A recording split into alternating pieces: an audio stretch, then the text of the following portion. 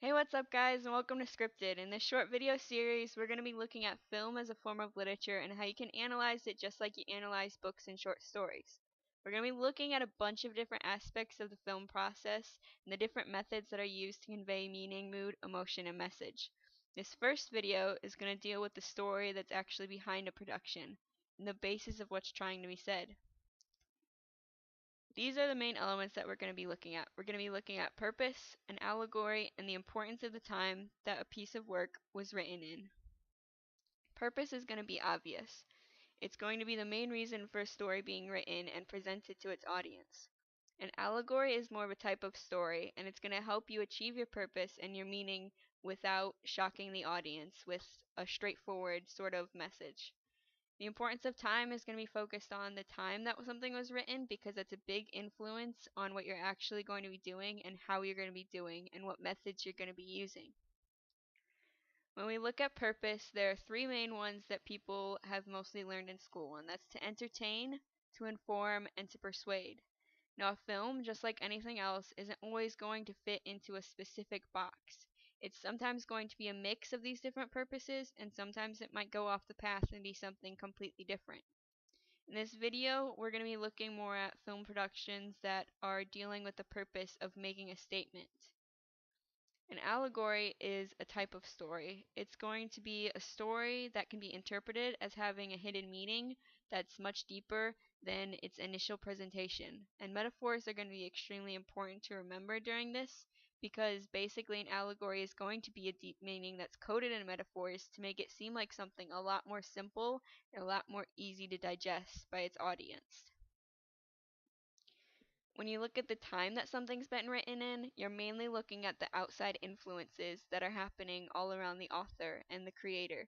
There's going to be political influences, social influences, geographical influences, and a bunch of different other stuff that's just going to make its way into their work despite their intention of that. They could mean to do it or they could not mean to do it.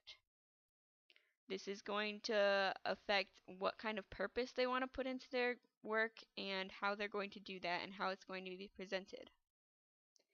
The first example we're going to be looking at is the movie Priest, which came out in 2011. It's going to be easy to look at because it's so modern and because the messages that it's getting across are extremely easy to apply to today.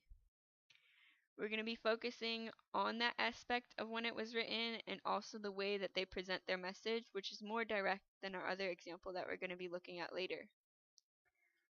If you've seen Priests, you know that it's about vampires and the priests, which are specific people that are hired by the church to go after the vampires and basically protect the human race. We're going to be looking mainly at the inside of the city that's in Priest because that's a setting that's very important to the meaning that I'm going to focus on in this video. And that's going to be the presence of the church and what the presence of the church means and how it's portrayed in the movie. So we already know about the military use of holy people with the priests, and we're also going to look at the sort of forced way that people worship the church now in that time, because it's basically law that you have to do it. You have to go into confessional booths that are located conveniently on the street, just like any fast food restaurant would be, and you have to do that every day and confess your sins and everything. And it sort of makes the religion become a natural process that's part of the day in almost a bad way. Because people are no longer actually thinking about the belief, they're more thinking about how, well, I have to do this because if I don't, I'm going to be arrested. And that theme relates to the loss of meaning as public obsession grows. Because public obsession is growing, people are more following it as a trend instead of as an actual belief, which you can see today in times, which is why I said with the outside influences is what came into priests during that time. You do see that a lot today with religion and with other movements and other beliefs and things. And you also see it in the whole trend that happens a lot with teenagers, as in you're only doing this because somebody else is, which relates to a popularity thing. The second example we're looking at is Star Trek, and we're going to be looking at the original series, which was written way back in the 60s with styrofoam props and string computer wires. Specifically, I want to look at the episode that's in season 2 called The Omega Glory. This episode is a perfect example of an allegory, and it's a little more obvious than some allegories.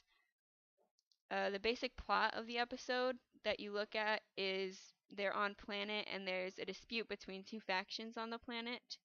And basically Kirk and his crew go help one of the factions, and when they get there, you sort of find out that the faction is using old American documents like the Declaration of Independence, and they're also using the Pledge of Allegiance. But what's different about it is they're pronouncing the words all wrong, and this is going to be a direct metaphor of pronouncing meanings wrong of words. So it's sort of a literal take on that the show writers did. Basically, what you get out of this throughout that episode is the theme of twisting meaning out of proportion so that it fits your needs and it fits your beliefs that you have at the time, and you sort of manipulate words to have a certain meaning for you so that you're sort of right. And that was a really heavy message to have out there in the 60s because of everything that would go on in that historical time.